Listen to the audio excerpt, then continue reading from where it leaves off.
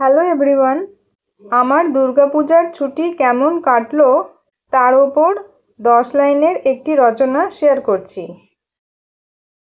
আমার দুর্গাপূজার ছুটিটা খুব মজা করে কেটেছে। নতুন জামা পরে সুন্দরভাবে সাজানো প্যান্ডেল ঘুরেছি। অনেক সুন্দর সুন্দর দুর্গা মূর্তি দেখেছি। পরিবারের সঙ্গে আত্মীয়দের বাড়ি গিয়েছি এবং উপহার বিনিময় করেছি। সুস্বাদু মিষ্টি ও প্রচলিত খাবার খেয়েছি।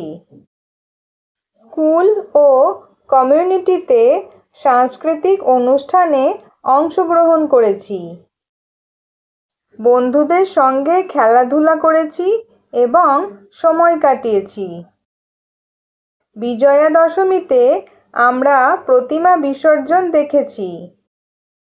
আমি দুর্গাপূজার গুরুত্ব ও রীতি সম্পর্কে জেনেছি। আমার দুর্গাপূজার ছুটি একটি মজার, আনন্দদায়ক এবং স্মরণীয় অভিজ্ঞতা ছিল।